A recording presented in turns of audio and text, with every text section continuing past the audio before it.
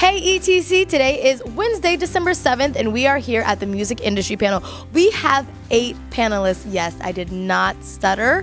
Well, you didn't hear me stutter. So, yes, 8 panelists, and they're all here to tell you how to get your foot in the door with the music industry. Lots of information, and we're going to have games that they can play too, so very interactive. So stick around because they have great things to tell you. Here with Mitra Khayyam, who is a creative director and brand strategist here at ETC's music panel. So did you always know that you had a career in music, or you were destined to have a career in the music industry?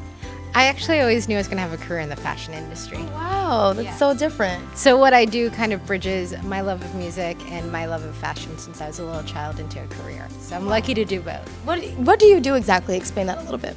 I have a licensed music merch company. So I work with musicians. I basically acquire licenses for rock and roll musicians from the 60s through current times. Oh, wow. And I use their name and likeness to create designs for premium t-shirts I sell to stores like Urban Outfitters. Now, Doris, I know that you're a manager for a Swedish artist by the name of Leon. So what is that like being a manager? I know you have to sometimes step back and you're more involved in every aspect of their life. Do you take some time for yourself, or how do you manage to do that? Well, I technically work for her manager. I'm her day-to-day manager, and I double as her tour manager. So it is a 24/7 job.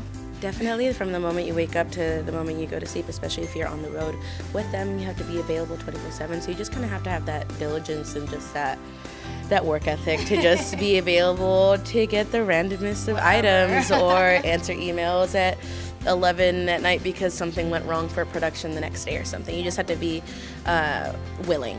That's the biggest thing in management, just to be willing to do it. Yeah. Perfect. Now, Lily, what inspired you to create your own digital platform, Leica?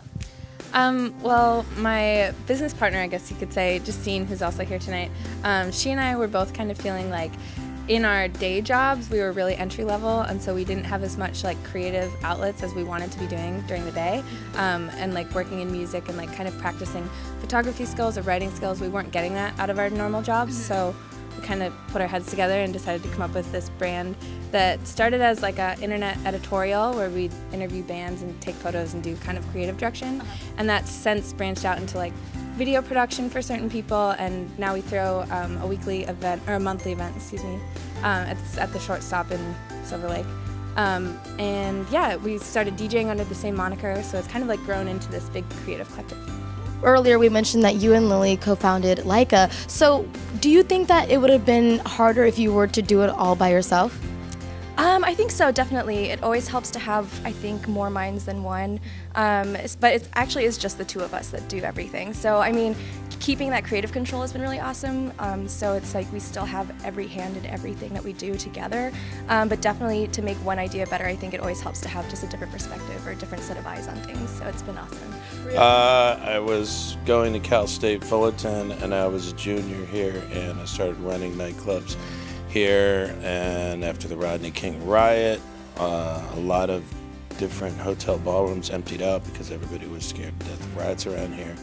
So I was a hotel bellman, and I started taking advantage of that position, started running nightclubs, and then started doing well. And when I was about 9 credits away, I got a job at House of Blues. Tell me, how important is it for students to hear, experiences from people who want to go into the same industry? Because this is your second time coming back to ETC, I believe.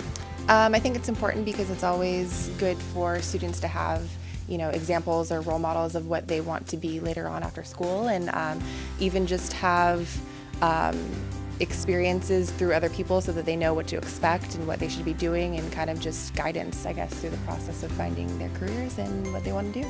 And I know because of these panels, certain students have gotten connected with you to get positions at Atlantic or other ways in your career. So tell me, what do you look for when you're hiring or suggesting people to work for you? I look for confidence, and I look for someone that is a little bit assertive and are just hi, I want to learn anything and everything, teach me, help me, whatever. Me and my bosses and my colleagues really like that level of assertiveness. So that's kind of what stands out to me first. So you studied, double majored in American Studies and poli-sci here at Cal State Fullerton. What led you down the music career path? Well, actually, I grew up like playing music in bands, playing guitar, like doing all the business for it at a very young age, and just found an affinity towards it. When you get to that point, like in senior, junior year of college, you're like, what am I gonna do? I simplified the equation and said, what do I love to do? And then just found my way through And did what you love. Yeah. Also, I know that you work at Warner Brothers Records, so I know that you got the internship from going to a job fair here. Yeah. So were you always the type of student that went to every school event? Yeah, I was pretty involved. I did Camp Titan for 3 years, which is, I guess, I don't know if it exists anymore, but it does. Yeah, it's a fantastic program. I got a lot out of it. Is there a difference between, I know you were director of marketing, but now you're the VP of lifestyle and retail. Is there a difference between the two positions? A little bit. You know, before I worked at Interscope Records, where I was a director of marketing and, you know, was working with all the product managers, where now I'm a VP of retail and lifestyle marketing, where I also deal with more brands, whether it's Urban Outfitters or the NFL or anyone that might care about music. We try and take advantage of that and do whatever we can for these partners to expose the records and artists that we have.